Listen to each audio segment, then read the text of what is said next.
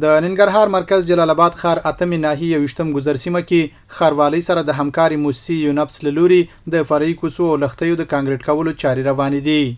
د جلالاباد ښاروالۍ ویان حامد محمودي وایي دغه پروژه د 9.5 میلیون افغانیو په لګښت د یونپس لخوا جوړیږي چې د ورځې څه د پاسه 160 کسان پکې په کار بوخت دي.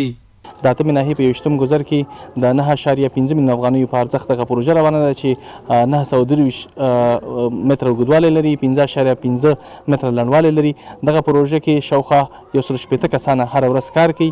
په نږدې راتلونکي کې به دغه پروژه په اساسي ډول ورغول شي او ګټه اخیستنې ته به وسپارل شي. د پروژې مسؤل انجینر ګل اغا په معیاري شکل د کار کولو ډاډ ورکوي. او زموږ موخه همدا ده چې کار په ښه نورم سره وشي او ډېر ښه سره سرته ورسېږي. د سیمې اوسیدونکی سلیم خان وایي د دغه کوڅو په پخېدو سره له ګڼو ستونزو خلاص شول. دغه کوڅو مخکې ولس ته ډېر سخت مشکلات ځکه چې په دغه بارانونو کې اوبه به دلته جمع کېدلې، زنانو ته تکلیف و. موږ په هره کوڅه کې یوه مدرسه د زنانو او نارینهو خلقې لرو، دغه ته ډېر سخت مشکلات وو چې موږ ته کومه پروژه راکړې ده د دې سره زموږ ډېر مشکلات ختم شو. ولس ټول د دې پروژې نه خوشحاله دی. د جلالاباد ښاروالۍ له لوري اتمه ناحیه کې په پروژو د سار مسؤل انجینر افسر خان وایي وخت پر وخت له دغه پروژو څارنه کوي او چاته د دې اجازه نه ورکوي چې له ټاکلي معیار پرته کار ترسره کړي.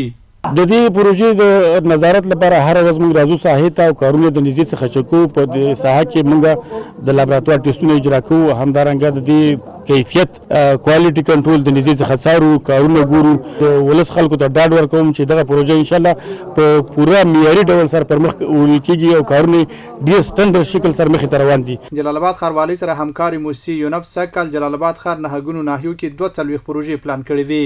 مسؤلین وایي دغه موسسې را روان کال بیا له 500 تر 80 پروژو پلان کولو ژمنه کړې.